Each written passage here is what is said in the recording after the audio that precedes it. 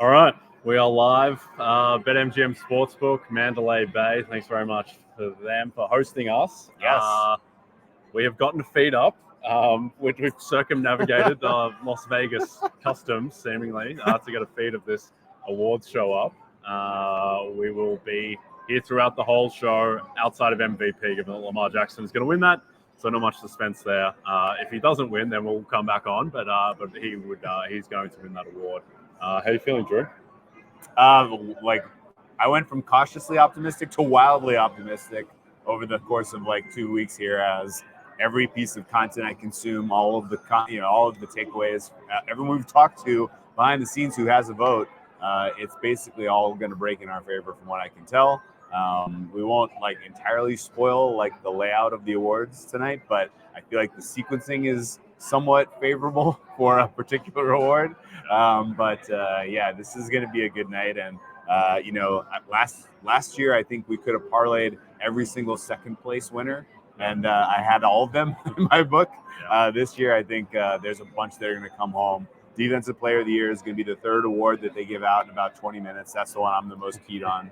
And this is going to be a fun time. Yeah, well, I think we can spoil the fact that, because I think we mentioned it before, that the penultimate award, just before MVP, at 7:30 Pacific, is going to be Comeback Player of the Year. Now, the hope would be that they're not going to lead into MVP with Joe Flacco or Baker Mayfield stealing from Damar Hamlin. I feel like if either of those two are going to win, you kind of tuck it into the kind of 6:40 p.m. Pacific, kind of in between Defensive Rookie and some other random award. But I would think that probably speaks to. So we know the schedule. Unfortunately, CBS wouldn't tell us the winners, but we do know the schedule. So the first award coming up is going to be in about 5 minutes, and that'll be Offensive Rookie of the Year. So this is going to be CJ Stroud, barring something absolutely unforeseen. I think Stroud is effectively off the board, though. What did you make of this market and how it kind of progressed? This was correctly, CJ Stroud, because of his quarterback play, is the slam dunk here. But I will also say this, if I had a vote, I would feel like the second and third place contenders here were both absolutely outstanding and very realistically should have been in any other year would have been winners. Puka Nacua, of course, breaks the record. Puka Nacua is just flat out awesome. He's going to get a distant second place in this one, and it doesn't feel great. Sam Laporta, one of the best, rookie tight end seasons of all time. Probably ever. Yeah, he was the third best tight end across football this year, maybe second best, depending on who you ask. And the fact that all these guys are rookies, the league is in good hands, particularly on the offensive side of the ball. And honestly, what CJ Stroud did for so many people's careers in Houston, he deserves more than Rookie of the Year. Yeah, no, seriously. It's incredible with Puka, the fact that if you told me that he had that season before the year, I would have told you that he was, minus 8,000. And the only way that he's going to go down is if someone has one of the greatest quarterback season of all time for a rookie. And that's what happened. That's what ended up beating him. Incredible. It was, I think it was probably 80-1 that Stroud was going to play this well, maybe longer. Yeah. But I interviewed Puka Nacua yesterday or a couple of days ago, and I'm all in Puka as a man. I was telling you that after we got done and off air with the interview, Puka is just the most normal, friendly, jovial guy. After we got done with the interview, he turned to me and was like, "Are you going to the Sphere this week, bro?" I was like, "What is this?" What? He's just a super normal dude. Hope he has an amazing career, and I'm pretty sure that he will. That's odds on by margin. Yeah. What is most interesting to me about this award is what happens if.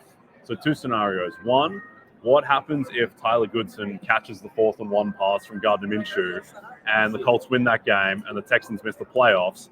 And then two, what happens if Stroud plays poorly in that game and they lose? Because my thought is that even if the Colts won that game by completing that pass, I think Stroud still probably would have won just because he played so amazingly well in that game. I think it would have been closer, but I think he still wins. If he played poorly in the game, I think he would have lost the award. I agree.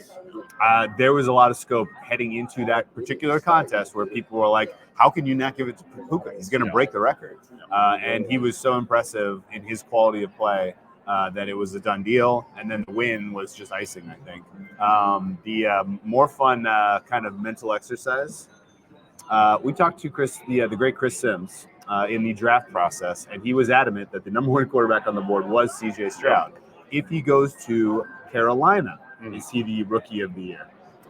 Yeah, I mean, it's an interesting discussion about how much context dictates your outcomes. I mean, the thing is there's been a little revisionist history about how good Houston's skill position players are. Because no one thought Nico Collins was this guy coming into the season. No one thought Tank Dell was going to be this good. I think that Noah Brown vastly he exceeded expectations. Showtime 102 says the Colts game had more impact on D'Amico Stroud. Absolutely. If D'Amico lost that game, he's 0% to win the award. I think Stroud still had some scope. But, I mean, I guess Stroud just showed a level that is probably going to translate somewhat across. And like, if you told me that we start the season again and CJ Stroud is on Carolina, I mean, he probably loses to Puka just because Puka had such an amazing season, but he would certainly still be in the mix. I think he's so clearly that guy that he would have won anyway, honestly. There were obviously structural problems with the offensive line in Carolina. There were issues with Frank Reich's vision for coaching an NFL franchise, and particularly one with young players like a rookie quarterback. But what I took away most from some of the stories we've heard about CJ Stroud, because he does not broadcast this himself. Like, you have to dig a little bit to find out what he's up to. He's a very quiet guy. He's very, not like necessarily putting out everything that he's up, that he's all about. But apparently, like, these guys, like the Nico Collins emergence was not an accident. The Tank Dell synergy was not an accident. Like, he was aggressively pursuing these guys to get on the same page with them early in the offseason to the tune of immediately out of the gate, good chemistry. And I think that's like, it all goes back to he is a very solid leader. And if you have that leadership quality, as long as you can get guys to buy in who are on the fringes, then you can elevate them to perform as well as Nico Collins and Tank Dell did. And I'm not sure that there was quite enough talent with, Jonathan Mingo. Yeah, there was not quite enough talent with Mingo and Adam Thielen. I don't know if you're elevating them in the same way. But if you are, kind of pursuing that same path with the receivers they had available in Carolina, it's not crazy to me that Carolina could have at least been competitive in the NFC South. So I think Stroud was going to win this regardless of where he landed. And I think he has entrenched some people in Houston for a long time with how good his performance has been this year, and should be for the foreseeable future. Yep. No, I mean, and also, like, the Texans didn't have a great offensive line either, and he was still able to do what he did. Yeah. And maybe Thielen has an even better season. Mingo's not very good. I think that's the problem. I mean, I just like if he's playing like over 80% of the snaps. We would have said this about Nico Collins, though. No, I don't know. I think Nico might have been better last year even than what Jonathan Mingo showed. But we'll see. Looks like OROY is about to get announced. I had a lot of money on Bijan Robinson after the first week or two of the season. That never really sniffed it after the first month. Just fell off a cliff. Where do you think he'll be in the overall running back pecking order next year with the new staff in place? RB2? RB3? I don't know. I mean, from a fantasy perspective, he will be there we go. CJ Stroud wins Offensive Rookie of the Year. First sign that, the world will not collapse tonight and we'll have some order in these awards. Yes. I don't know. With Bijan, it's difficult because Tyler Algier is really good. Yeah. And also, like, we haven't seen Bijan have the workload yet. And there's going to be guys taken in front of him. Like, I don't know, is Bijan going to outproduce like Jonathan Taylor next season? I don't know, probably not. He'd be a dog just because Taylor has less competition. He's going to be behind McCaffrey. He'll be behind Kyron Williams, which is crazy to say, but he will be. Well, Kyron Williams' coach is now in Atlanta. It's true. CJ Stroud with a good get-up. The glasses look. It's a much better look than what Joe Flacco was rocking on the red carpet. He did the pro move, which is kind of the young guy move when you're wearing black tie to go with the necktie instead of the bow tie. Yes. The bow tie artificially ages you, and if you're a young man like Stroud, like you don't want to be there. So I think I fully support the decision to go necktie for Mr. Stroud. Well, speaking of attire, we're 18 minutes in. We haven't addressed that we're wearing the exact same jacket. Well, not quite. Not quite. It's Fayette brand, right? Yeah, it is. Yeah, mine is as well. We didn't coordinate that at all. This is what I wore to Las Vegas. It's very similar. Yeah. Although you're wearing a little polo kind of Hawaiian operation. Well, I am wearing. I'm ready for vacation. Yeah, I'm wearing the AFC South 2023 Division Champ shirt. I think I'm probably the first person in history to be wearing a Houston Texans Division Champ shirt layered under a Fayette knit blazer. And maybe I'll burn this to the ground if Kevin Stefanski wins 30 minutes from now. I don't think that's happening. Well, let's hope not. By the way, anyone in the Aiden Hutchinson? Yeah, second time today. Yeah, Did he get a haircut between when he saw him and now? I don't know what's going on there. He got some pretty aggressive styling relative to what we saw him. 40 minutes ago? No, like 2 hours ago, I guess. Damar Hamlin's presenting an award. What does this mean? Can we read anything into this?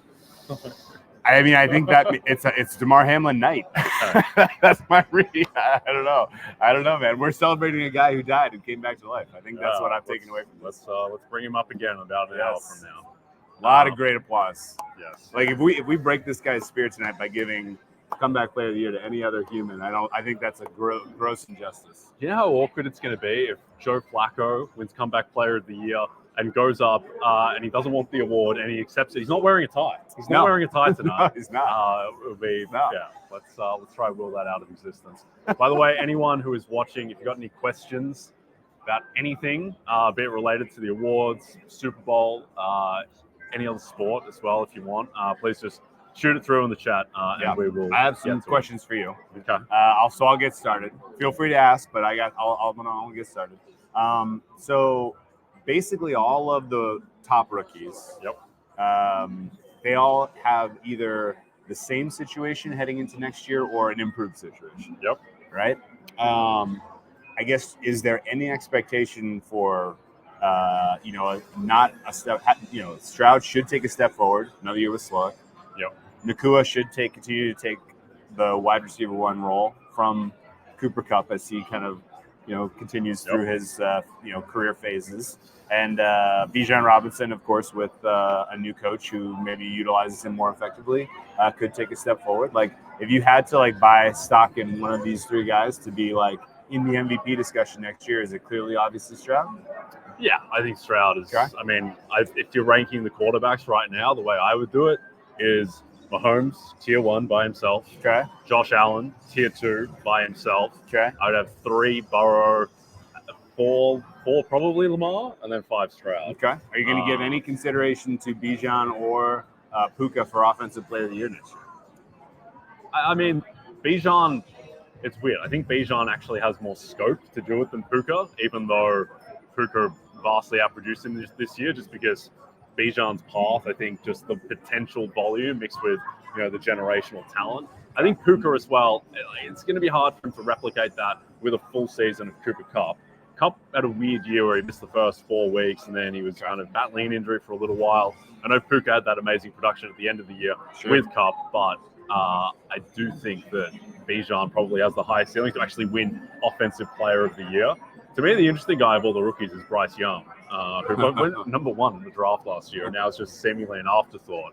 I think that I was looking at, potential Coach of the Year guys and just, the easiest narratives to craft. Yeah. What if Bryce Young's just good? And what if Frank Reich was just terrible and the offensive line was a mess and he just lost all his confidence? What if Dave Canales builds him back up into the guy who, was taken number 1 overall? Yeah. That team has talent elsewhere. I mean, you're picking our own pocket for a future Coach of the Year take. But yes, I 100% agree with you.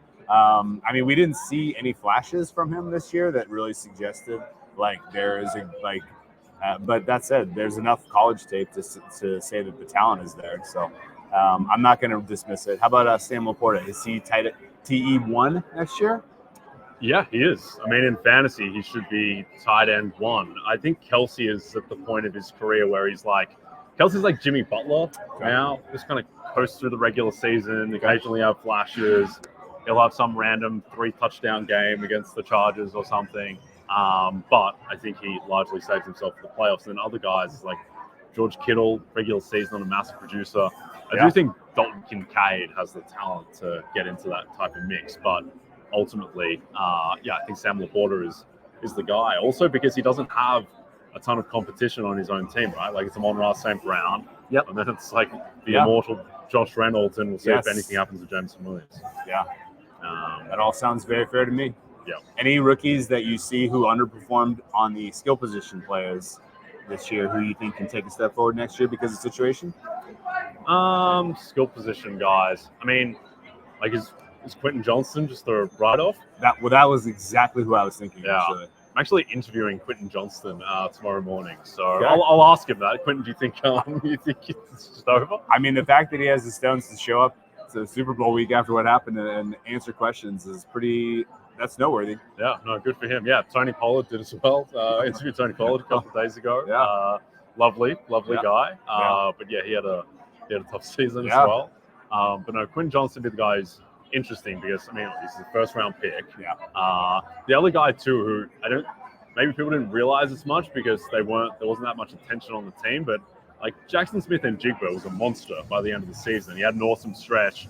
He completely lit up Dallas in that game where Geno Smith played the game of his life. Yeah. And I think that he'll probably emerge as the clear wide receiver 2 on that team if he isn't already. I think he'll probably go past Tyler Lockett. Do we know who the OC is in Seattle yet? Under McDonald? I'm not sure that's been confirmed. Waldron is gone. Yeah, but interesting. What did you think of JSN shade on Waldron? Did you see that? No, what did he say? Somebody he was interviewed, and it was basically like, what was it like? Or it was a Bears media. It was like, what can we expect from Waldron? And he was just silent. Silent treatment. Okay. No answer.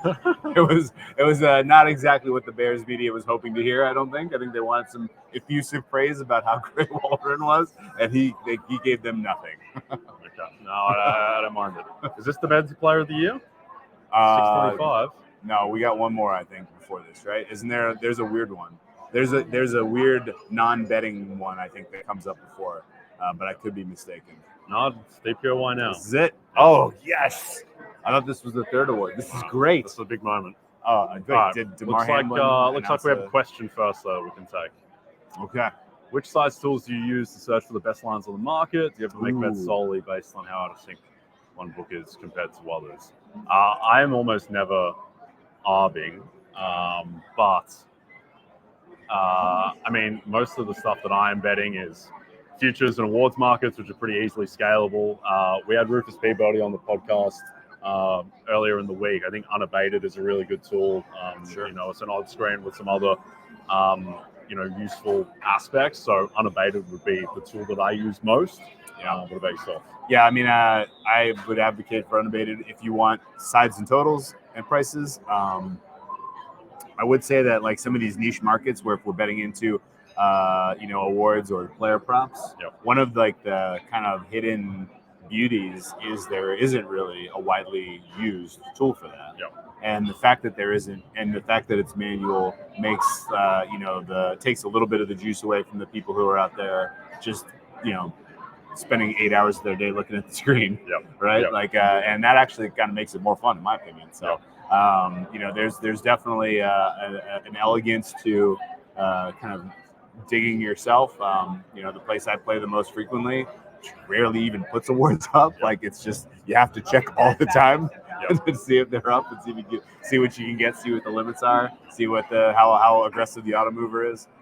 So it's kind of a fun art that's sort of lost with the advent of the real-time odd screens for sides and totals where I don't know how. I mean, congratulations if you figured out a way to make a living as an arbor. Here we go. That's so far away from my DNA. I just don't understand it. No surprise. Janelle Monáe? No surprise. I like Janelle Monáe's outfit. This is pretty nice. Myles! Yes! Great decision by the voters to elect Myles Garret as our defensive player of the year. Happy to knock out the 0.1% chance TJ Watt was going to get home. That's a big one. That's a good one. All right, we can do some story time on this. Yeah. So I have him on record. This was the only one that I was really sweating. And the reason was this was the only one where I really had like relatively easy access to liquidity. Yeah. Preseason, I locked in a decent chunk on Parsons. Yep. Week 15, 16, it was clear Garrett should be favored over Parsons, but Parsons was still the favorite. Yep. We talked about it a dozen times. Yep. I lost count. No, big on Myles. and, a lot of Myles. And at one point, kind of looking at before the Jets game, yeah, I was like, this is going to be a mess. Yeah. This is going to be a mess. He's going to wreck like this even game. money going into that game. He's going to wreck this game. I was like, now is the time. Like, I just have to absolutely unload on it. And I was just intending to take my stake off of Parsons and get it onto Garrett. Yeah. That was my intention. But as I was clicking, there was resistance. Yeah. On every click, somebody was coming back Parsons, Yeah. coming back Parsons, coming back Parsons. So I was like, oh, okay. Like, this isn't just going to be an auto move it into oblivion and take me out of the game. There's somebody on the other side who thinks Parsons is still going to win. Yeah. And so I generated an actual at-risk position on him coming through here. And this was the big one I needed. Yeah. Well, Yes. home. Yes. Yeah, we talked about it a lot on the show about how Garrett's price never made sense. And Parsons had a really difficult schedule going down the end of the season where he had to go up against Josh Allen, Tua, and Goff in successive weeks. Quarterbacks who just never get sacked. Yep. And then the fear is that could he have like 4 sacks on Sam Howell? But I mean, even that, like, is he actually going to win? The Cowboys' defense, I think the shine came off it as well. Yeah. I will go to my grave thinking though that if TJ Watt in that final game against Baltimore, if he got his 3rd sack, which would have been 20 on the season, and has the heroic leads them to the playoffs, 3 sacks, wrecks the game in the second half, I think he probably would have won. Yeah, if he got 1 more sack and if he didn't get hurt. The fact that he got hurt just kind of made it weird. Like, he had no real momentum. After. It's like, he had a sick game, but he got hurt and he's going to miss the playoffs now. Yeah, if he had gotten a 3rd sack, you'd be doing the stream by yourself. Yeah, it's I would not be here because I would have taken a double L on Parsons and Garrett. So real quick, file this away for next year. Yeah. Had a very good and very lively conversation with the great Aaron Schatz yesterday. Yeah. Smart fellow. He, of course, is of Football Outsiders pedigree and DVOA fame. Yes. And we were talking about, like, what is signal in terms of, like, teams progressing from mediocre to good over the balance of the season, right? Yep. And are there coaches that you see consistent tendencies? Are there teams that are consistently improving from week 1 to week 18? Yep. And he said Belichick was obviously the classical example but that was a little bit by design because they treated the first 4 weeks like preseason. Yep. Right. And so they were just by nature had, starting with a little bit of a deficit in DVOA. Yep. And then they would get good and they'd get into the winter months and they would get better. And he said the number 2 team, and then there's a huge gap, is the Steelers. Right. And that even with these relatively not super talented squads, they have consistently make runs into the close. And I think that's worth paying attention to because all of these awards it's not how you start, it's how you finish. Yep. Myles Garret almost got run down, even though his best games were kind of in the first half of the year. Yep. And I think, just in general, the love for TJ Watt as a personality and the fact that the Steelers close hot has got to be on my mind, on everybody's mind for Defensive Player of the Year next year. Yep. We got DROY coming up. I need Will Anderson in a big way here. Carter or Turner is death. So, whatever. How many voters know who Kobe Turner is? Come on. Yeah, he's a Ram? Yeah. Kobe Turner is a Ram? I'm joking. I know where Kobe Turner plays. But we made a lot of jokes about the voting block might not know what team Kobe Turner plays for. Come on. Give me the Texan. Oh, we got reading out Kirk Cousins. What does that mean? Is that Will Anderson? It looks like him. Why are they confused? Will Anderson. Bang. AFC South Division champs. Let's go. 2 of 3. Yep, that's a big one. I'm really interested in what these counts were for the votes. Yeah. Do you remember who tweeted those out last year? Is it Rob Maddie? Is he the AP guy? That sounds right. Yeah. Good boy, Will. That was from the clouds. He was 50 to 1. I think he's 50 to 1 with 2 weeks left in the season. Best price you got on Will Anderson? Oh, I came in my Will Anderson 20-ish, was 10-ish? it was like in the plus 500 type Okay. of range. But that was in like the last week of the season, basically. Yeah, I have some guys that I knew in the 20 and the 50 range that were these guys are big time draft liquidity guys. Yep. So there's gonna be extra liquid in the draft pools this year now because this was a big one for them. Hat tip to I like this. I like this a lot. All right, 2 Texans down, 1 to go. NFL award voting. Yeah, I want to know how close DPOY was. Wow, DROY was really close. Oh my goodness gracious! So, Will Jalen Anderson- Carter with a very close steal. Will Anderson 16 first place votes, Carter and Turner 14 each, and then Will Anderson got him on seconds, and he was on 45 ballots, which I guess is the key there. And Carter was off ballot. Carter was off ballot 12 times. Wow. That's unbelievable. Well, I mean Wow, that out. defense stunk. Yeah. The last quarter of the season, people really did not. Garrett was really close to losing. Yeah, that was close. Well, he had 23-19 in first place votes. So that carried the day. And actually, you know what? Let's talk about this voting a little bit because the concept was there was going to be more. That's actually what it was. Parsons got 16 second places. Watt only got 11. Yeah. So there were people that felt it was important to put Watt first, and then it was really down ballot that pushed it enough in his favor. So wow! weird. Wow! Yeah. Wait a second. We need to take away a vote here. Deron Bland. Deron Bland got a first place vote actually for DPOY. Deron Bland's mother is a member of the association. Oh, okay, wait. We need to scrutinize who put Deron Bland number 1. Yeah. Well, unfortunately, we'll probably never find out unless someone wants to declare it. There was a question earlier about why Myles Garret wasn't the Defensive Player of the Year favorite late in the season. I mean, one, he should have been. He was wrong. We talked about that a lot on the show. But 2, I think the reason that the market underrated Garrett is that his sack total just wasn't overwhelming. Sure. Thanks for the question, Tom. Yeah, you had to be paying attention to the game. You had to be watching the tape. He was so obviously just so monumentally disruptive. Yes. Right? Like the pressure stats I think bore out that Parsons and Garrett were on another level. Yep. And pressures were somewhat subjective. It depends who's charting. But I don't think it mattered who was charting the Browns. Myles Garret had so many moments that were just game-changing and so just generally disruptive. Whereas, TJ Watt, and this is not to be a dig at him at all. He's an amazing player. Love watching him play. But he is phenomenally opportunistic. Yep. Like he is at the right place at the right time to get the key play. Yep. Whereas Garrett was like just a havoc wreaker from whistle to whistle. Yep. Every snap he was on the field. Yep. That's my opinion.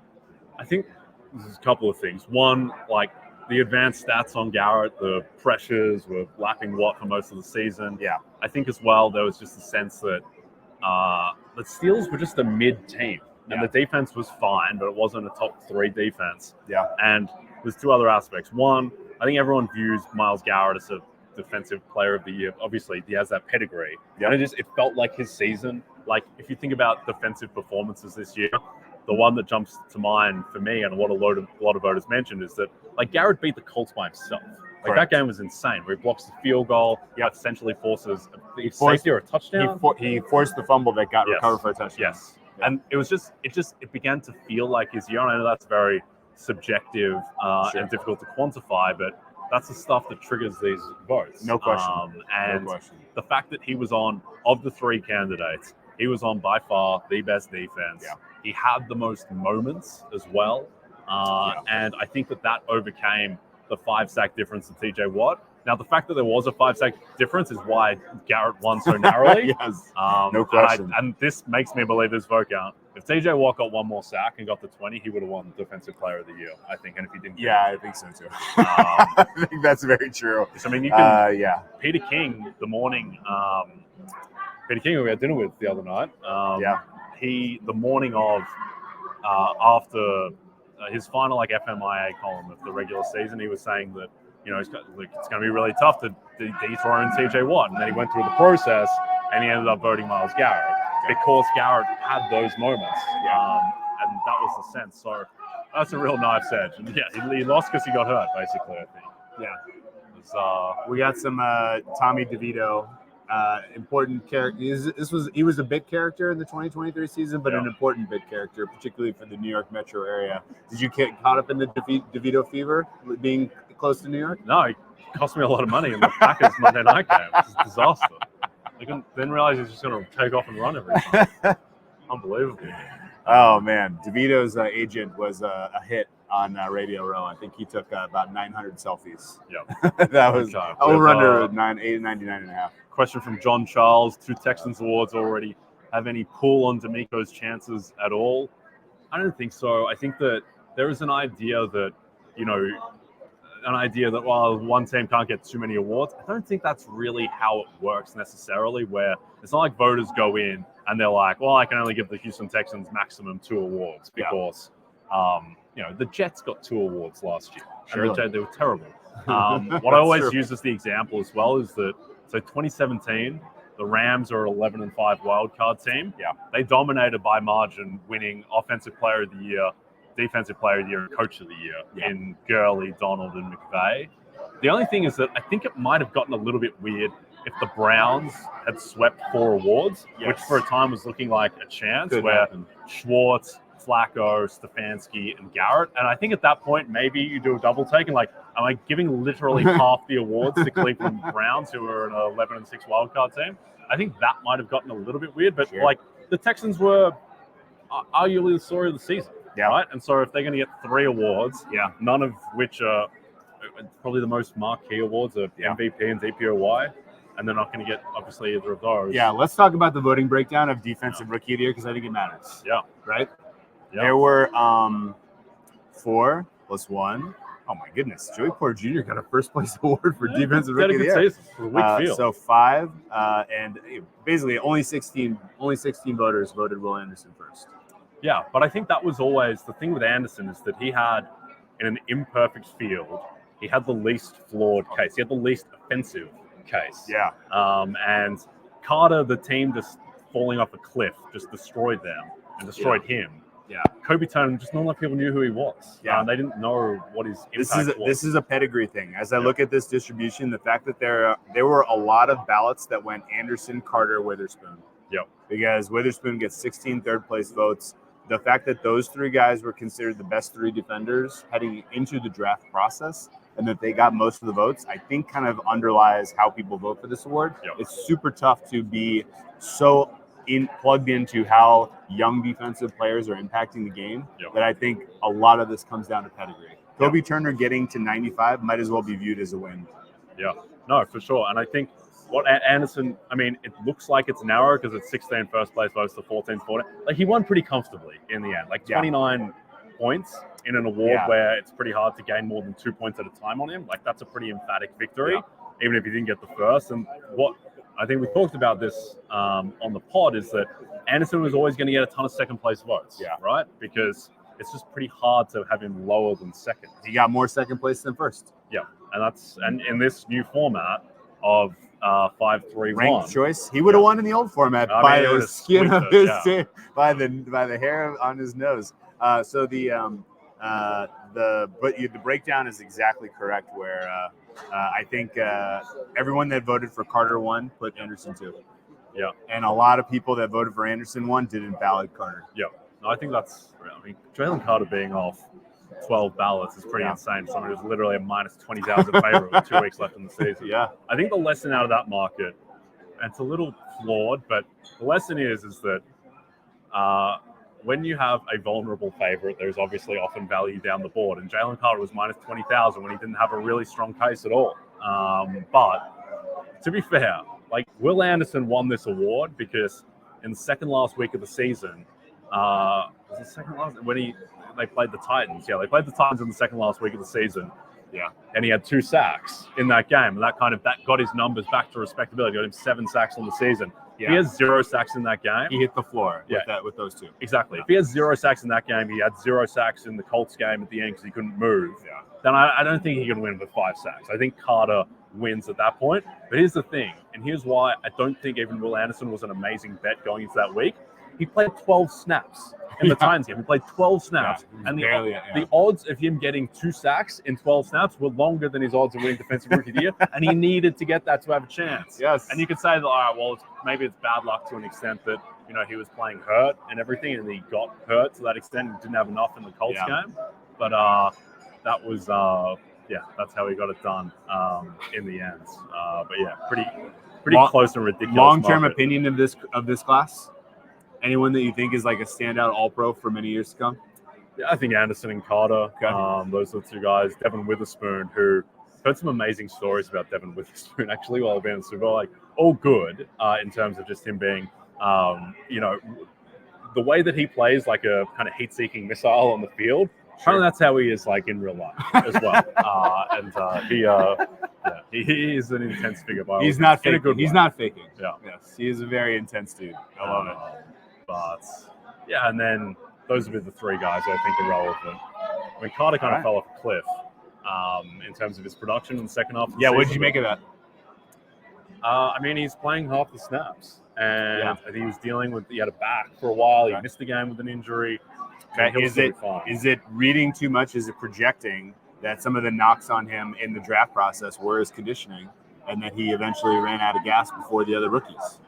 I mean, yeah, potentially. It's not ideal if you can only play half the snaps, obviously. I think if you were drafting these defensive guys again, I think Anderson goes first. Okay. Like, Anderson was better than his sack numbers. Anderson's pressures, when you look at what his pressures should have produced in terms of sacks, it was a lot bigger.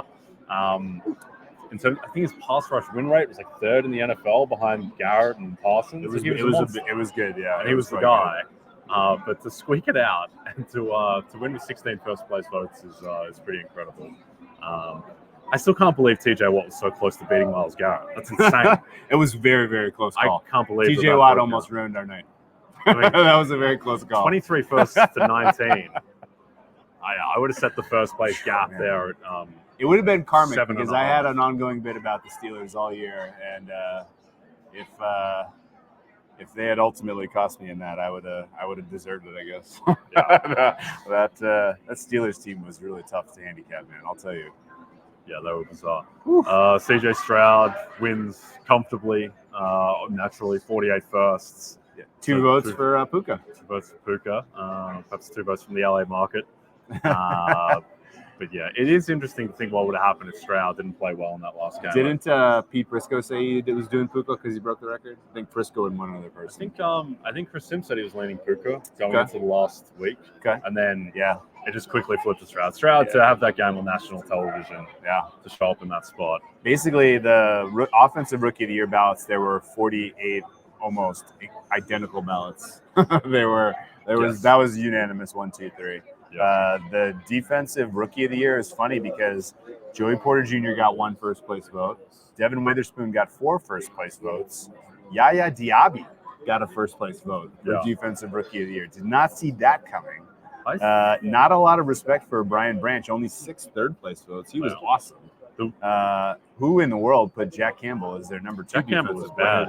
Number 2, he got a second-place vote. That's the thing is, like, with these awards, like, there's Defensive Rookie of the Year is probably the most obscure of all the awards. Surely. Like, I'm not sure every voter is, like, paying a ton of attention to Kalijah Cansey on a week-to-week basis. Do you think somebody just sorted, like, tackles and rookie year and just like, oh, Campbell's near the top, I'll vote for him? Because that is a really absurd one. I think to me, Kobe Turner's really interesting just as a case. I didn't really know what to do with his case towards the end of the season because I think a big part of these awards in a way is a candidate having the chance to have their case dissected. Yeah. And this was the thing with bloody Emmanuel Quickly with 6th Man of the Year is that he got so ingrained in the convo early enough that people started to pick apart his case and focus on the starts. Yep. I think with Kobe Turner, he came into it so late that we didn't have a discussion about, oh, he plays next to Aaron Donald.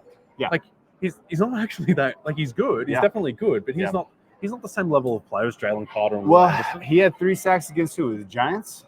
I don't remember what game it was, but he had a late 3-sacker.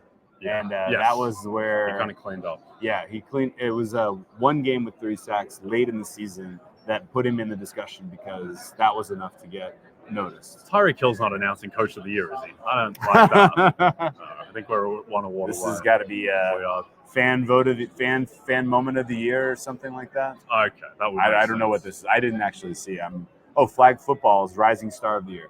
Oh no, Tyreek was the flag football player of the year. I thought. There's some. We're in the absurd territory awards. We're about 2 minutes away from Coach of the Year, which is a relatively big life moment in these parts. Okay. We'll see how it goes. Good news is what? Bad news is what? Well, good news is D'Amico Ryans. Bad news is any other name that comes out of his mouth, which will only be Kevin Stefanski. Okay. This market closed pick the day of the final game, and so my handicap going into the final week was that D'Amico, if he beat the Colts, he was effectively pick to win, and then if that also came with the division, then he becomes a kind of material fave. But that was a really strange market because after Stefanski beat the Jets, and even after D'Amico beat the Titans later that weekend, I thought that market was effectively done. I thought Stefanski was minimum 90% to win that market. I thought D'Amico was the threat, but then what happened is that a lot of voters came out and said, no, I'm leaning D'Amico. It's like, he's not even in the playoffs right now. What are you talking about? How can you be leaning D'Amico Ryans over Kevin Stefanski? But I think that created the idea that, he could be a Brian Daboll type of situation where just a swell of momentum gets behind him. I think that's the main takeaway from this award is that with Coach of the Year is that, you can win it late.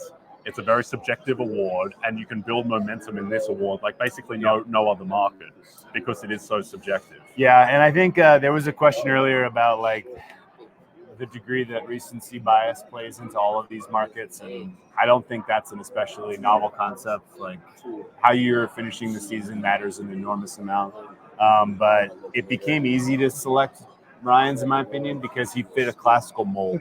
Yep. He was like, you were the overachiever. Yep. And if there is a clear overachiever, that's kind of a comfortable place for a lot of voters to default because it's a little bit fluid. How do you define Coach of the Year? Yep. No, absolutely. And here's the thing with Ryans, as we say, 60 minutes, 60 seconds before he loses to Kevin Stefanski. But the thing with Ryans is that if you just laid out before the season, Kevin Stefanski is going to go 11-6. He's going to start 4 quarterbacks and have a ton of injuries. Or D'Amico Ryans is going to be a 10-win division winner. Yeah. Like it's not even close. Like D'Amico's off the board at that point. Yes.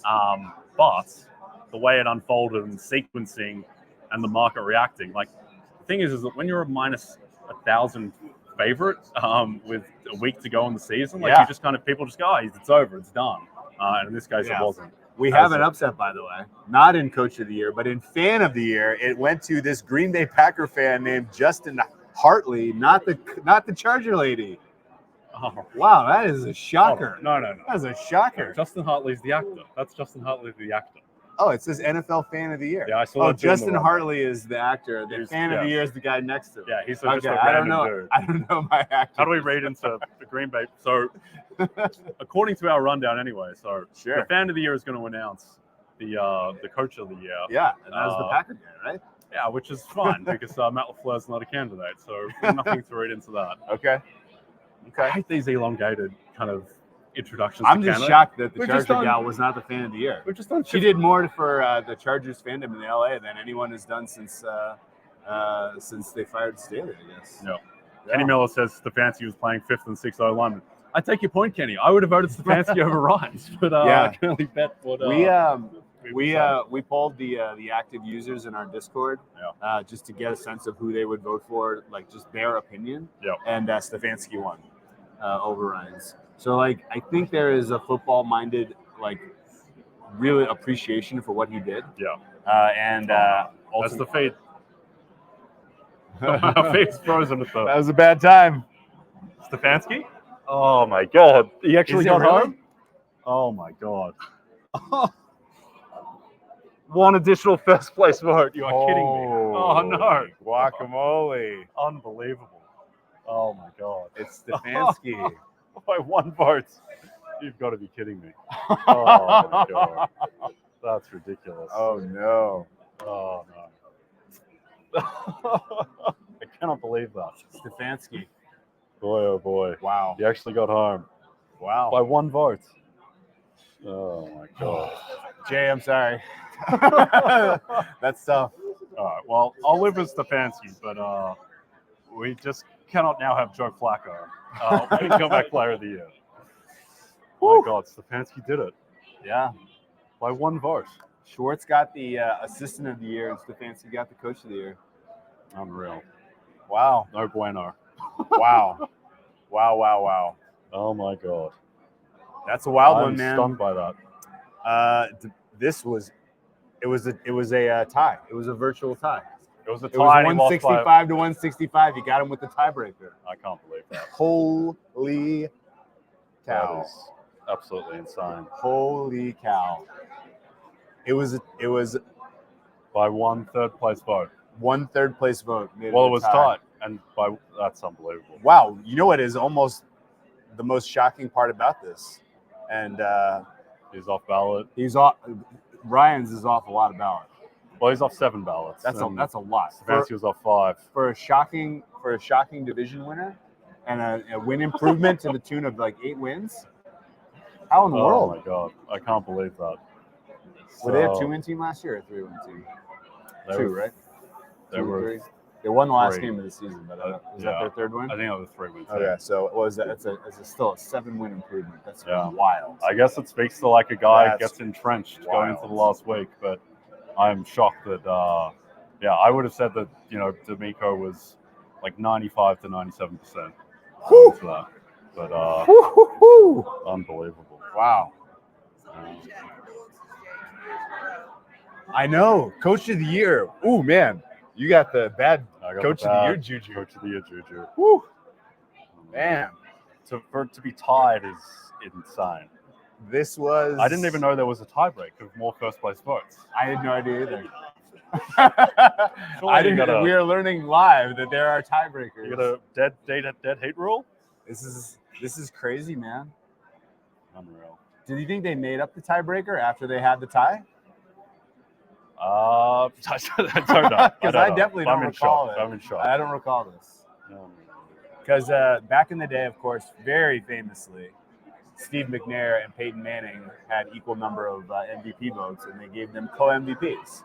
So there is precedent to award co-awards.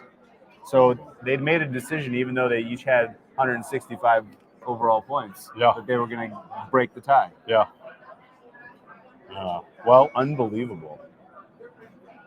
I guess that's if you're gonna have a tiebreak, I guess that makes sense as one. But yeah, and he was on more ballots. But wow, yeah, I can't believe that. Wow. Yeah. Hey man, I just am excited to find out why Kevin Stefanski happens to be flying home to New York instead of going back to Cleveland to torture you further. Yeah. In a repeat of last year. Yeah. That's a wild one, man. What would you have put the market at before this show? I would have said Stefanski was like 20 to 1. 20 to 1. Based on the votes that were out there. Yeah. And also the fact that Ryan's won the PFWA Coach of the Year. And all the polling. Just looking now at the ballots. This to me looks like a lot of people might have made their votes before the last week of the season. Yeah, I think that's probably the factor. Because the idea that there's as many Campbells, Shanahans, and Harbaughs on here, is kind of interesting. Harbaugh getting 10 third place votes is kind of insane. Yep. Like people still want to down ballot acknowledge the 1 seeds. Yeah. Which hurts Ryan's in a bad way. Only 2 third place votes is really surprising. How is Sean McDermott getting a third place vote? Todd Bowles? I guess Todd Bowles is more vaguely defensible. Mike McDaniel? That's ridiculous. It's also ridiculous that Steichen only gets 4 third place votes and nothing else. We can't make the joke that Tomlin's never gotten a vote before either. He got 1 second and 2 third places. Good for Tomlin. Wow, man. This is a real shocker. We knew there was going to be something. Unbelievable. How about their 3 first places for Kyle Shanahan? I would not have guessed that. I think it was, Shanahan's a reasonable candidate to choose. I mean, I agree. I like it. I like that there is a segment of the voting block that is literally like, this is the best coach. Yeah. as opposed to like he exceeded my expectations the most, and that's why I'm giving him this award.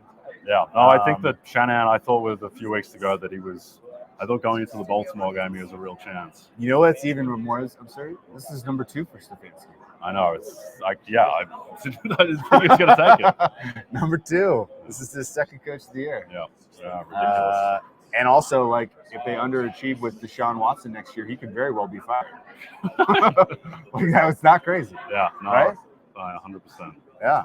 And, like, his best decision as a head coach this year was hiring a defensive coordinator. Yep.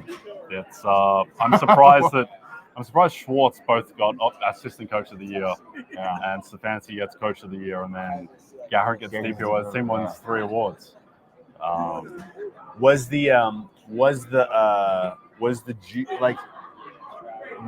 What happened with where did the Cleveland groundswell come from? That they needed all of this. I think enough people just made up their minds about Stefanski going into the last week. Do you think it was that Thursday night game against the Jets where people were all like way dialed into what the Browns were doing and the fact that they were so dominant in that New York market game? I mean, I think that was kind of the crowning moment for him, but I think, it kind of speaks to, I think back to Offensive Player of the Year a year ago. We had a dead heat on closing odds. Dead heat on final votes count. Yeah. Oh, man. Well, this is a shocker, man. Yeah. You know what, though? You can get him next year. get him next year. Get him next year, man. All right. Well, what's your big liability for NBA Coach of the Year? Just out of curiosity. And then Tyler. Okay. Clippers lost to the Pelicans last night, a 6.5-point favorite. Sorry about Tyler. Okay. Okay. We got 10 minutes until the next award, which is Offensive Player of the Year. CMC heavy favorite. I think this is done. I think it's over. CMC closed minus 303. Yeah, but that was before Tyreek lost Sunday Night Football, so I think this is 99.9%. I think Tyreek had a chance to steal it in the final week if he'd gone off against Buffalo, but he obviously didn't do that. So I think this is very much wrapped up. Yep. What do you think of? I guess. What do you think of the fact that Tyreek Hill looked like he was, in general, unable to handle a 17-game season health-wise, and that this is now becoming a little bit of a pattern? Like, does that take him out of serious consideration for you next year? No, it doesn't take him out of consideration. I think he's probably more of a health risk than other kind of elite receivers. I know that Jefferson dealt with the hamstring and stuff, but just given his size and the damage he's taken and the fact that there seems to be something wrong with his ankles every year, and also the fact that he just has, I think, a bigger workload on him in Miami than he did in Kansas City. So between all that, I think that, he's more likely to get injured than CeeDee Lamb and Justin Jefferson and maybe Jamar Chase, so Chase gets hurt as well. Yeah. But ultimately, I think he still has the highest ceiling of any receiver. I think he should probably Jefferson probably opens his favorite and Tyreek's second. That sounds right. If we reframe this award and define it differently for the voters, does it change? And the reframing would be like the most irreplaceable offensive player, because I feel like Christian McCaffrey, although outstanding this year, I don't know that I have a huge difference of opinion about the Niners getting the 1 seed, even if he was not on the seed for a large part of the season. Maybe I'm crazy. I'm not sure. McCaffrey would be on my ballot. Honestly, I guess he would be, but I definitely have Tyreek first. I'd give serious thought to CeeDee Lamb, being second. I know there's a stench on the Cowboys, but it's a regular season award. Yeah. Are you okay with the Offensive Player of the Year becoming effectively a skill position only? Yeah, I think that's what it should be. I think they should rename the award. Is the thing, and I guess you can't do that, but it is a little bit silly. It kind of introduces an interesting element if say next season that Lamar Jackson breaks the all-time yardage record or whatever, and it's a weak crop of skill position players, then my sense is it probably defaults to a quarterback at that point. Like Mahomes won it relatively recently, but I think there is kind of the acceptance now that it is an award that just goes to the best receiver or running back. I thought Kelsey actually had a chance at one point last year when he was having, arguably the greatest tight end season of all time, but it's going to go receiver or running back. Wow. Unreal. Wow. Unbelievable. I don't know if this is health. This is good for our mental health to be doing this to you, Jay. This isn't right. We'll see about my mental health. I'll have to come back player. I skated on my close call, and you got tiebreakers. This is crazy. Woo. What do you think the comeback player of the year vote is? 48-2. It's not going to be that. It's not going to be that lopsided. Realistically, I'm going to set the over/under on first place votes for Hamlin at 30.5. Okay. All right. I think I'll take the under on that. But I think he will win. I think it's going to be actually tighter than people expect with Mayfield. Okay. If Flacco wins, you'll never see me again. Genuinely never see me again. Then I'm walking to Momofuku alone, and I'm dying alone without the rest of our parties. I'll buy you dinner, man. Oh no! Oh my goodness! They got a lot of stars to come out for this, by the way. This is like a A-list type of deal with some of these announced. Except I don't know who Josh Hartley is, apparently. Justin Hartley. Josh Hartley's the vaguely reminiscent player to the New York Knicks. Is he like in Marvel movies or something? Why have I never heard of Justin? No, I had to Google him as well, so I went through the same process you did. Look at the runouts. Okay. Like, is the NFL fan of the year Justin Hartley? No, he's in some like CBS drama or something. Oh, yes, that makes sense. Yeah. I'm not quite at that age demographic. I'm getting close, but I'm not quite there. 5 days in Vegas is going to try to get me pretty close to the CBS age demographic, but I'm not quite there yet. Who's this? Is Justin Jefferson? Yes. And the gal from HBO and all the movie star now, including American Fiction, whose name is escaping me. Announcing Offensive Player of the Year. Oh, man. Justin Hartley, Fox Crane of the NBC daytime soap opera Passions. Oh, we love Justin Hartley. One of us. Justin Hartley guy. One of us. He's in the Peacock family. But yeah, the confusion over him being the NFL fan of the year and the Packer of the year, I think it's fair. Yeah. I think it's fair. Can Hamlin get you above water, Jay? I mean, he was a big win overall, but it just wasn't D'Amico level type of win. So look, it's going to be Stefanski was I think Stefanski is probably my best result across any of the award markets, but it's just not D'Amico. D'Amico would have been would have been big. Would have been the mother load. The mother load. About to announce Offensive Player of the Year, which will surely be Christian McCaffrey. Okay. Interesting that they brought out last year's winner to announce this year's winner. Well, yeah, I guess it makes sense.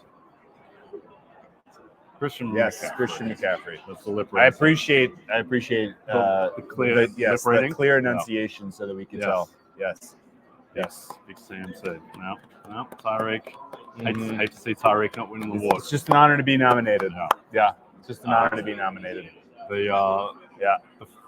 One of the funniest thing about Radio Row is just like for anyone who doesn't know, Radio Row is this like convention center. This year it's in Mandalay Bay in Vegas, where it's just like a ton of stalls and mini studios set up. Sure. And the weirdest thing about it is just like they're trying to get a water out of the fridge, the NBC fridge, and there's a guy blocking my way, and I asked him to get out of the way, and it's Justin Jefferson. It's like, so it's kind of weird. It's Excuse me, Jay Jettas. I need to get water out of the fridge behind you. We saw Myles Garret walk past this. Yeah. You have Myles Garret. Yes. He is oh my goodness, one of the largest human beings I've ever seen in my life. Yes.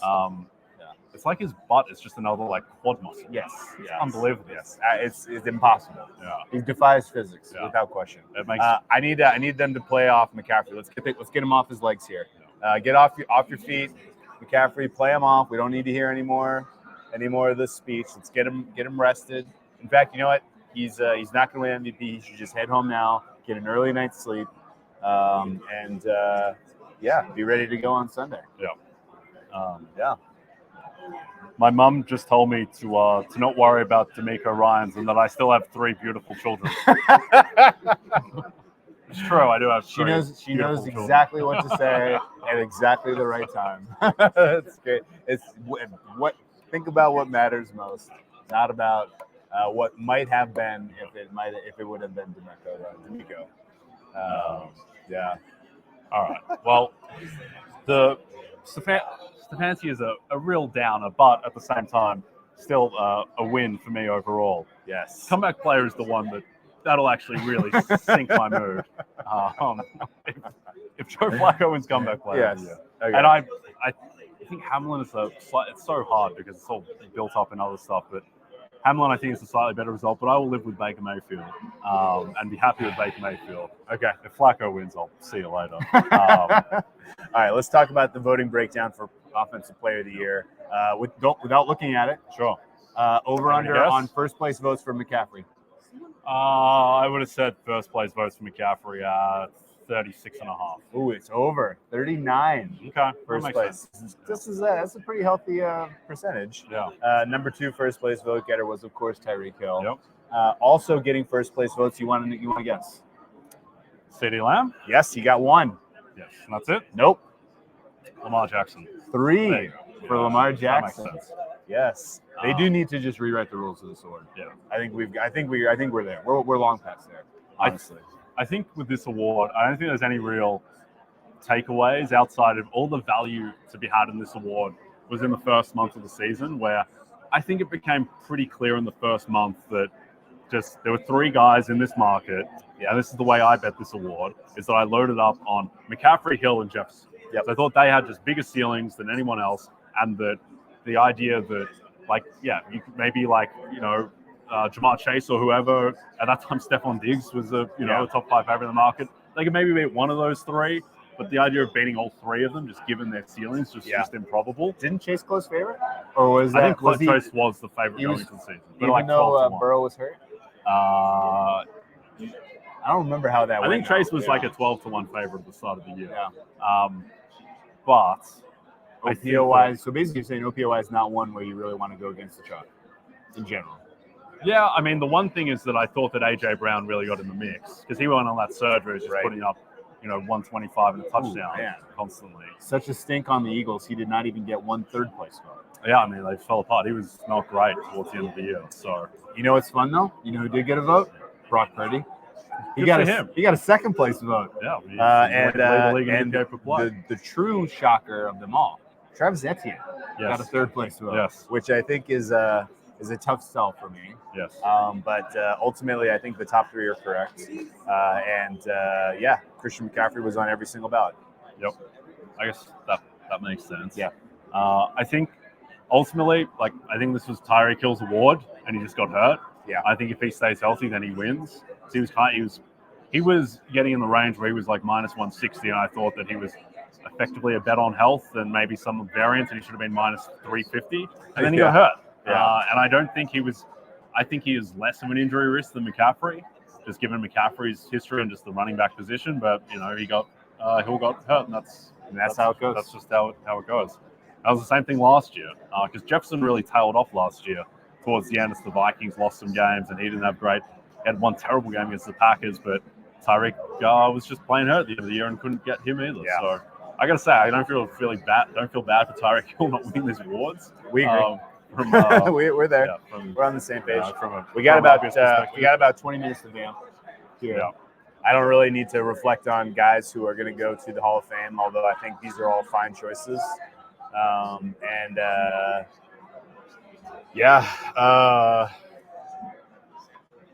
Julius Peppers. I think that's a great choice. Julius Pepper. What do you think of naming a returner like Devin Hester to the Hall of Fame? Does that rub you the wrong way, or you think it's worth acknowledging the best of all time at a specific skill set? I think he has to be in. Yeah. He's the greatest ever. I don't think it's particularly close. All right. We agree. So as you mentioned, we've got 18 minutes until Jay Crouch's Reckoning arrives in the Comeback Player of the Year market. So if anyone has any questions, please shoot them through. I got two important ones for you. Can you price for me the top of the DPOY market in 2024? Yep. So your favorite will be Micah Parsons. 4-1. Yeah, that type of range. Okay. Your second favorite will be Myles Garret. Your 5, 6. Yeah, 5-1. Your third favorite will be TJ Watt. Yep. Fourth favorite, Nick Bosa, and fifth favorite, Max Crosby. Fifth favorite, maybe Aiden Hutchinson. Okay. Crosby fifth and Hutchinson sixth, I think. Okay. The thing with Hutchinson that's weird is that, and I'm not sure how much people pay attention to this, but like an outlier majority of Hutchinson's sacks come after like the quarterback has held the ball for like 3.5 seconds or more. Sure. Like he is a motor guy. Yes. Like he is not beating guys like immediately like the way that Parsons and Garrett do. Yes. I think Parsons and Garrett are kind of in their own tier for that ability. Okay. I think Watt, Crosby, and Bosa are in the kind of next tier. Maybe Hutchinson's not that tier, but I think this award goes through Parsons and Garrett. So let's talk about Parsons' candidacy for a minute. Yep. It felt like this season, and really the last couple seasons, Dan Quinn was pretty impactful in kind of turning him into the talent, to be in the discussion. Yep. Does the fact that this is now the Mike Zimmer show change your opinion of what the Dallas defense can be next year?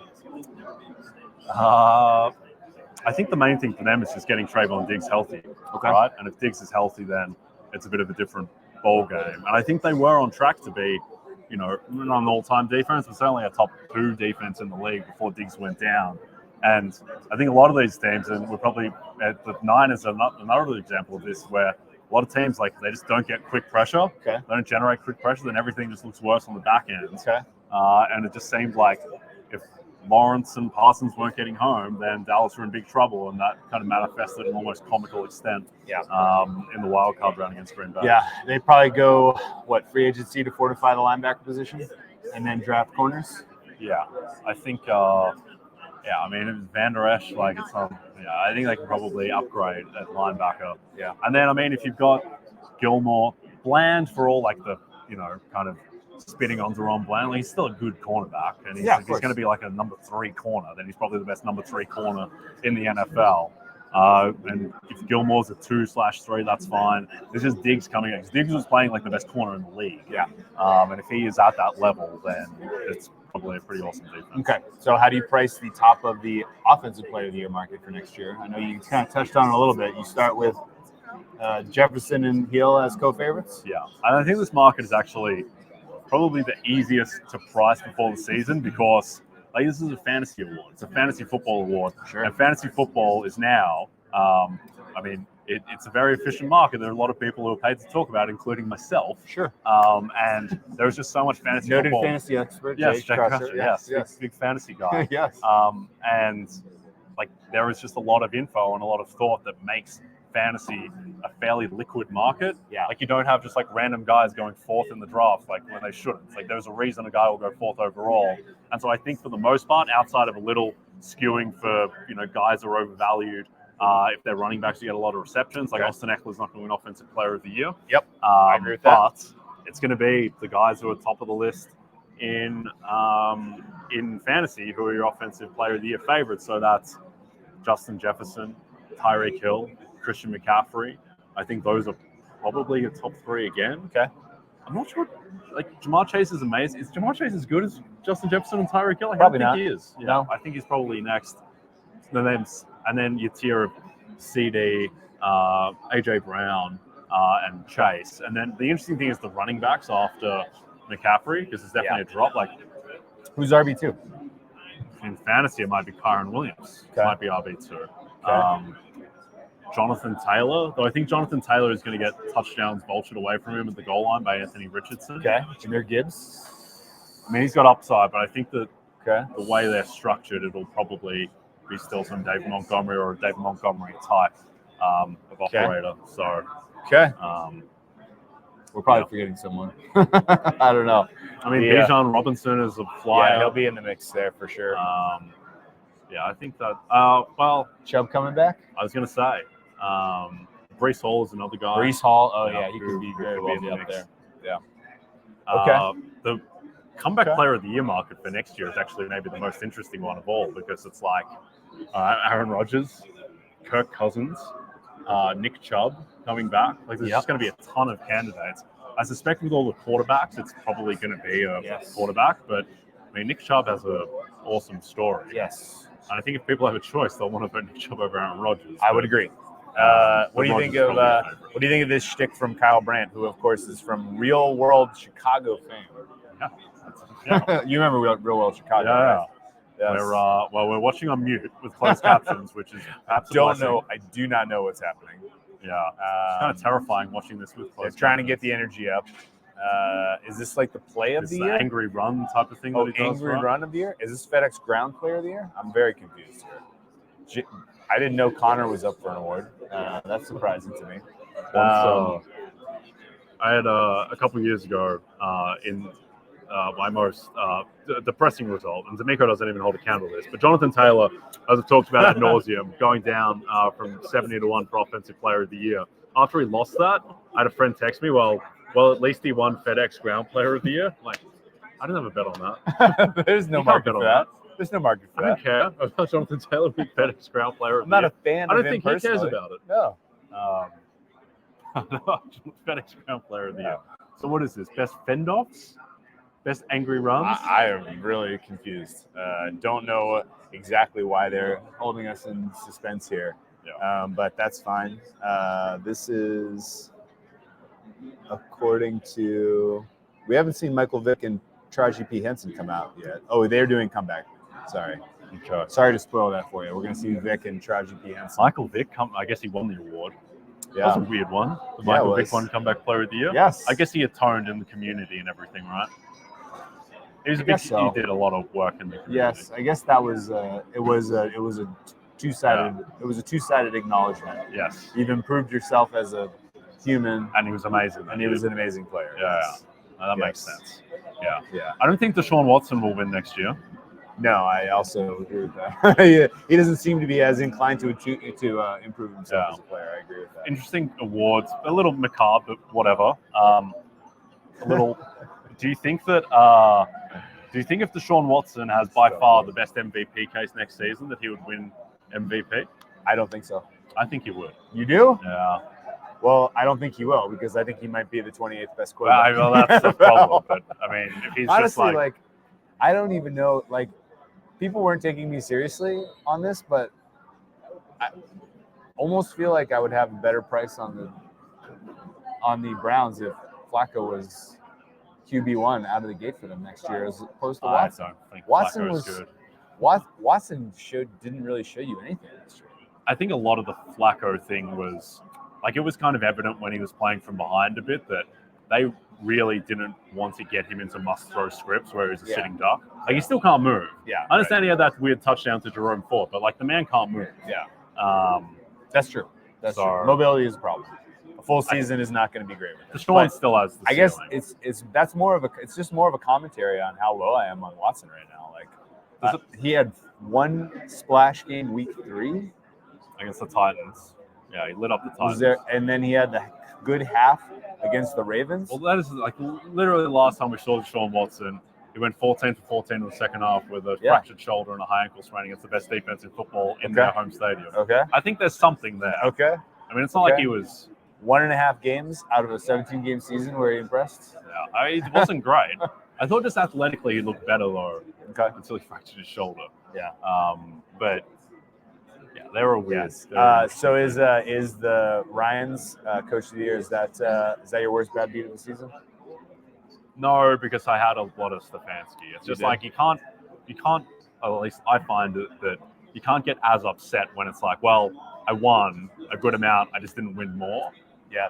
The one that will really hurt, and I won't fake it, is if Flacco was comeback player, because that takes a massive win to a massive loss. I don't have a cent on Joe Flacco comeback player. How about just in game-by-game betting? Do you have any especially memorable losses? Painful beats? Yeah. I mean, I was heavily on Alabama to beat Michigan. And from when they were 10 up late, and to be fair, I was also on Alabama to beat Georgia, and I feel like I got a little bit lucky at the end there with Miller fumbling. But Alabama, the fact that, to me, what was, and what, Michigan were probably the better team. They probably deserved to win. It was the fact that the guy muffed the punt, and somehow it wasn't a safety. Yeah, he recovered it in I can't believe in the field of play. I can't believe Crazy. one, that he recovered it at the one, and then two, got rocked and it didn't fall out the like, I cannot believe he held on to that ball. Yes. It's absolutely stunning to me. Yes, that was like his life depended on it, and he managed to hold on to it. Yeah. Now the worst beats for me this season were all in college football. Yeah. By far. Yeah. The Duke beating Wake Forest was absolute misery. Yeah. The famous Toastery Bowl, where ODU blew a 28-point lead. That was my worst beat of the season. From how in the world did this happen? Yep. NFL, I think my worst loss, or my least favorite loss, was the backdoor by the Cardinals against the Ravens. That was one of two onside kicks that was recovered all season. Yep. Got the Cardinals in the back door with the late field goal. Yep. That was absolutely painful and unnecessary. Yep. Like, just didn't need that in my life. Yep. I don't think I had any like truly bad beats. I feel for the people who had laid 2.5 with the Texans against the Bucks. Yes. And the Texans kicker got hurt. And so rather than I had that. Yeah, no, I had some of that. That was a pretty bad one. I was on that. That was bad. Yeah, that was quite bad. Yeah. A 2-point win, kneeling out the extra point attempt. No, I had Texans 2.5 there. That was bad. That was brutal. That was quite bad. Given that apparently the broadcast is a bit behind schedule. Comeback play was supposed to be 7:30. Might be a few minutes behind that. Given that we're doing story time, my worst beat of all time. I told you about this for the first time a couple nights ago. Is I had a massive position on this Bolivian soccer game a few years ago. That's it was right. Nacional Potosi against. The team's called the Strongest. It's in the team name is in English for some reason. And I feel like this is on you for fading the Strongest. Yeah. Well, I can't remember which teams I was. I think I was on Potosi or whatever. Anyway, I got word, and it's not like this was an inside source or anything. It was available on Bolivian Soccer Twitter if you're hunting that down. There was basically word that the Strongest were going to, their adult team was going to basically refuse to play in the game, and they were going to go on strike. And so they were going to get replaced by the youth team. It was like a bunch of 16-year-olds. Of course. And so the market didn't respond to this, even though the information was out there. I was able to get a fair bit down on Nacional Potosi, given that I had 28-year-old professional men going up against 16-year-old boys. It's usually a good situation. And so basically I was getting like plus 120 on this, when it's surely like minus 10,000 at that point. The problem is that, so my team, Nacional Potosi, they're about to head out. But then their players start to go on strike as well, in solidarity with the veteran players on the Strongest. They didn't want to cross the picket line. Yeah, and then the youth, so it's going to be the youth players, but then the Potosi players are like blocking the youth players from taking the field. The Bolivian police arrive at the game. And I'm trying to follow all of this on Twitter with my mediocre kind of 6 out of 10 Spanish. Yeah, kind of mixing my own kind of understanding with some Google Translate as well to complement. And so anyway, what ends up happening is the police go away. It's youth team versus youth team. So all of a sudden, I've just got this like plus 120 position on these 16-year-old Bolivian kids going up against another group of 16-year-old Bolivian kids. You still had a chance. Yeah, and it's plus one. I feel like at that point it's just a coin flip, right? Sure, and you have so plus I've got money a plus on a coin 120 on a coin flip, and Potosi go down 4-3, and it's absolutely ridiculous. I don't think that'll ever be topped. Oh, no. Now that's not like my biggest monetary loss, but just for like the my God. ridiculousness of the situation. Oh, God. I also had a huge position on Japan in the mixed judo in one Olympics, and that it was minus 500 favorites, and they got trucked. Oh, man. That was another bad one. But no, I'll always remember Nacional Potosi. Japanese mixed judo. Japanese mixed judo. We have a bad beat comment from Logan Evans. My worst beat this season was Eagles in a teaser versus the Jets, but all they had to do was run the ball. And I think that Logan, to your point, I feel that game was brutal. I think Jalen Hurts, the interception he threw, I can't remember who it was to. I think the pass was intended for Goddard, but that pass was the worst pass of the season because all you need to do is throw the ball incomplete and you almost certainly win the game. Because at that point, Zach Wilson needs to drive. Zach Wilson is having a bad game. Yeah, it was Zach Wilson-esque. Yeah. Because he was wont to do that, intercepted throwaways. Yeah. But yeah, that was a bad one. The worst game of the season by far. And just in terms of entertainment value, was probably Jets-Giants. Yeah. I still don't know how we had a game where Tommy DeVito had negative passing yards. accrued over the course of the game. Yeah.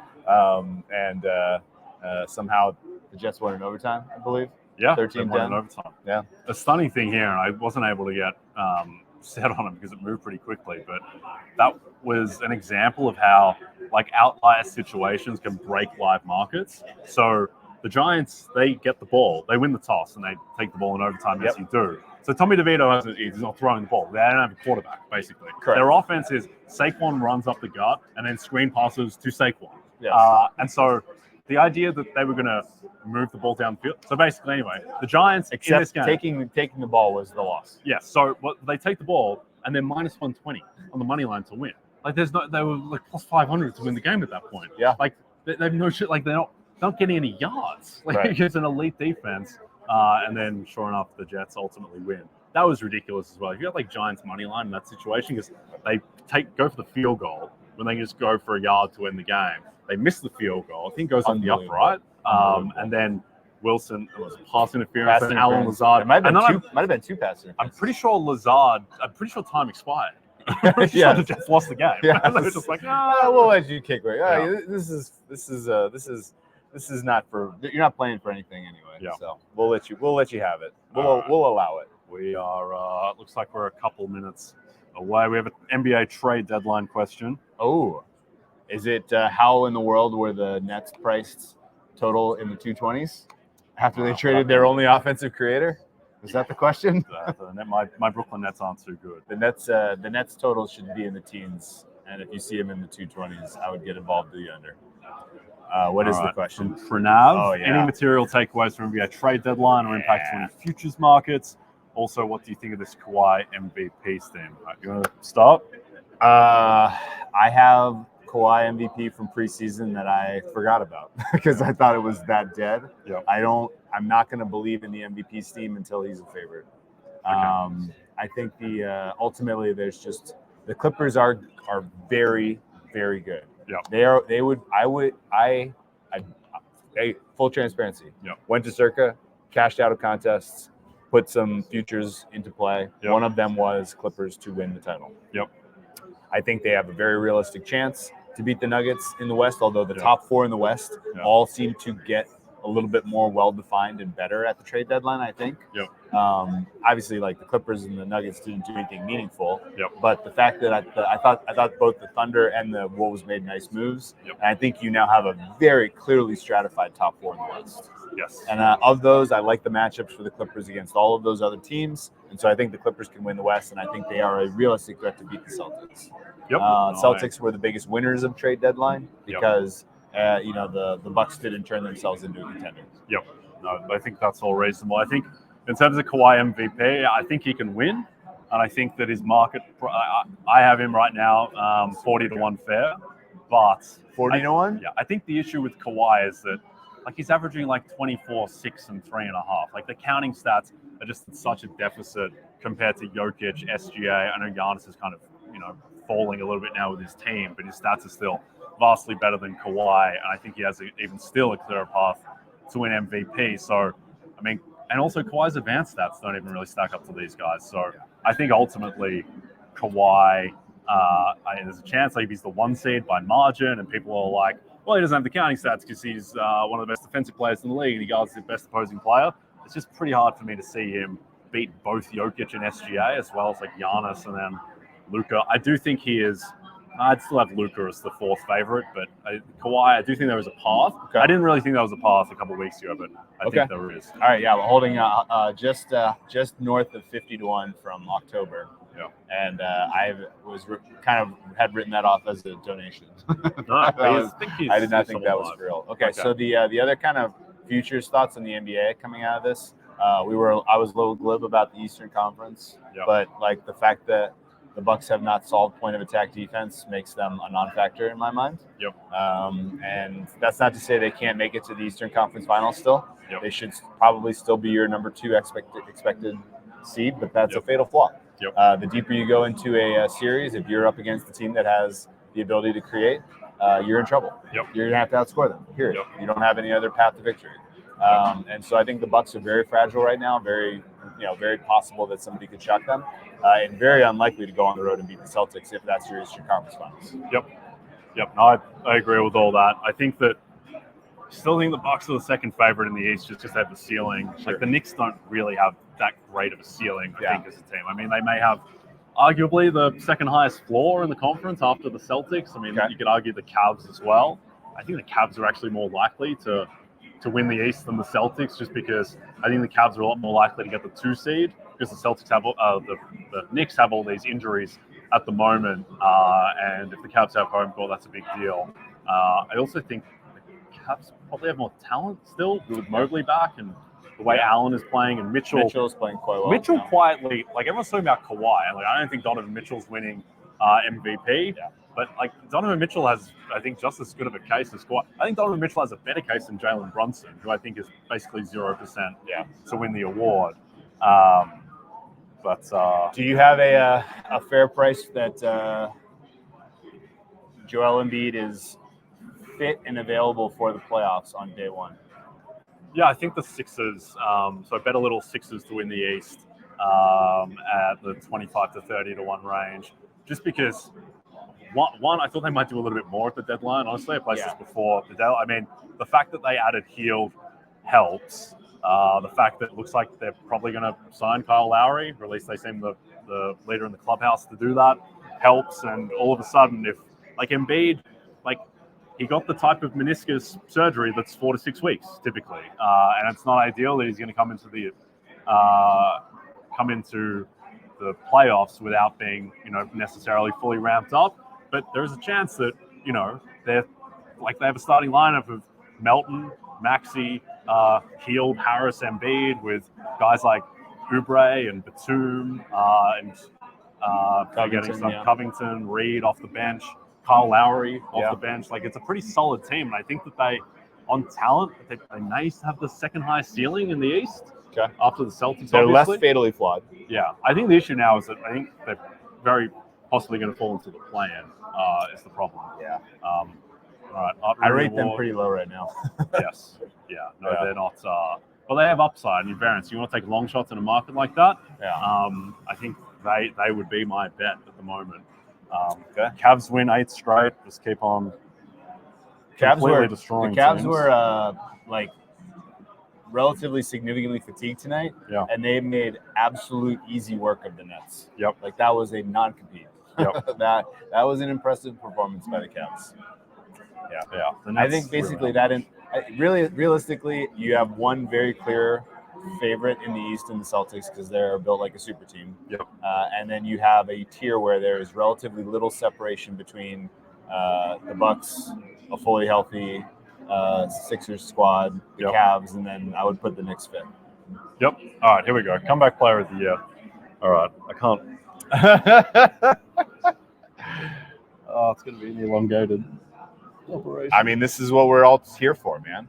They brought Hamlin onto the stage. That would be the meanest thing that you could possibly do. Trot this guy out here. Let him present an award. Show him in this context, and then give it to someone else. I swear to God, if they don't give it to the dead bloke, or at least Mayfield. Matthew Stafford, need you to steal some votes from Joseph. I mean, with Stafford, I guess this is a weird award, and we can save some diatribe for once we know it's over. I don't want to vamp too much. Hold my hands. Hold my hands. You got this, man. Come on. Michael Vick. Oh my God! Oh my God! They gave it to Flacco. Oh my God! They gave it to Flacco. You've got to be kidding me. You've got to be kidding me. Over Hamlin. Oh my God. That's ridiculous. That can't be real. What was the count here? What? They won by 11 votes over Hamlin. Got 26 second place votes. That is insane. Mayfield didn't sniff it. Oh my God. What a ridiculous outcome. He's not wearing a tie. Oh man, that's insane. Wow, I'm speechless. He only got 13 first-place votes, but 8 people left Damar Hamlin off their ballot. That's a big number. Oh, my God. Wow. Damar Hamlin with 21 first-place votes. In the pre-ranked choice voting world, this is a clean win for Mr. Hamlin. I cannot believe that has actually happened. Oh, my Wow. God. Very, very, very wrong about this market. Uh, I guess my vote is that we abolish comeback player of the year. If we're not going to give it to the guy that came back from dying playing the game, then I'm not sure why we're giving it to anyone. my God. What What a ridiculous turn of events. This is chaotic. Damar Hamlin loses comeback player of the year. Coming back from the dead. Off ballot 8 times. To Joe Flacco, who started 5 games. Joe Flacco was on 47 out of 50 ballots with 5 games played. Wow. I cannot believe that. Wow. I get the Stefanski over Ryan's thing. That is just complete insanity. For Flacco to be only off 3 ballots. My God. Unreal.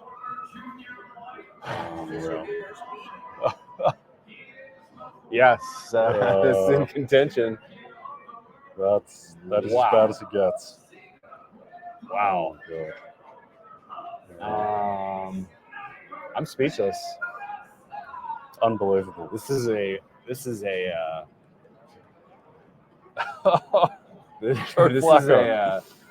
real this one's gonna be memorable. Roy Rides a Bike says, "What did Joe Flacco even come back from?" Well, Flacco said that he shouldn't have been up for the award, and that they should have given it to Hamlin. Yeah. Oh my God, that is madness. You had 4 first place votes for Tua. Those would have been nice in the Hamlin category. Wow, man. Oh my God, Wow. unbelievable. I I guess here's the key question. There was a very loud discourse in the closing month arguing against him. against Hamlin. Do you think that swayed any of these voters to leaving him off ballot? Yeah, definitely. I think some people just didn't treat him as a candidate for the award, which is just completely insane, frankly. But yeah, I thought that if it was going to be that if Hamlin was going to go down, that Mayfield was a much cleaner case. But I am absolutely stunned that Flacco was only left off of 3 ballots. Like, that is insane to me. The fact that he won, the fact that he played 5 games, like, how does he not get off more than 3 ballots total? It's ridiculous. I would have set the over-under there at like 10.5. And to only be left off of 3 ballots. The other absurd thing is that, like, Flacco, the only like exceptional part of his comeback was QB wins. Like, he was still not an especially compelling. Like, it was impressive because he came off the couch and he was able to conduct himself. Yes. But he was what, the 16th best quarterback over that sample? He wasn't good. He's the other thing. That's what I'm getting Yeah, at. Like it's he threw 8 picks in 5 games. Yeah, if he was putting in, like, top 5 QB quality play over that sample, then maybe I would feel differently. Yeah. But let's break this down. Who did he even beat? He beat the lousy Jets. He beat the Texans with Case Keenum. He beat the Texas with He beat some backup quarterbacks. He beat the Is that Bears. really how it went down? Yeah, it's sort of like, outside of the significant monetary loss, it's also just kind of depressing that people would not factor these things in. The one that Hamlin's story just didn't resonate at all, and 2 that people would vote Flacco over Baker Mayfield, who played the whole season and who was better at football than Joe Flacco. Yeah. Who actually had a comeback arc as opposed to just getting off the couch for 5 games, which is Flacco's words himself. Yeah, I can't believe that. Man, this one's tough. That's I'm sorry, Jay. Joe Flacco. Browns win 4 awards. 4-1 QB record. Yeah, I mean, like, this still begs my kind of question of how many people voted after week 17. Yeah, that's You know? yeah. Like, 4-1 as the starting quarterback, Yeah. That's, 13 touchdowns and 8 picks. Yeah. His EPA per play was good enough for about 13th over this span. Yeah. What was it? This was week, let's check it. Week 13 on. Wow, man. That's that is a travesty. The stream has become too grim now. I think we should wrap this up. 2 years in a row. Yeah, that's This has turned into snuff film. Yeah. This is yeah. bad. Maybe next year we break the curse, or maybe we extend it into another season. Oh, But Good Lord. I'm stunned by Flacco. He left off 3 ballots. And 8 people didn't think Damar Hamlin coming back from the dead was good enough for a 3rd place vote, which is unreal. Yeah. Okay. Anyway, thank you everyone for tuning in. I'm sorry it got kind of dark and horror movie-esque towards the end, but appreciate everyone who tuned in, who listened to us talk about these awards all season long. It has been certainly interesting breaking them down, and hopefully people trailed us on Lamar and Garrett and Anderson. Hopefully did not trail us on comeback player of the year. But that's how it breaks sometimes. These are voted on by human beings, and sometimes it's unpredictable. from when Flacco returned as the starter, week 13 to the end of the season, 26th in EPA per play among quarterbacks. Yep, he was not very good, but he's the comeback player of the year. Wow. Okay, everyone, we will be back. If I am still among the living, we'll be back on Monday, post Super Bowl. So good luck, everyone, with your bets on the Super Bowl, and we'll see you next week.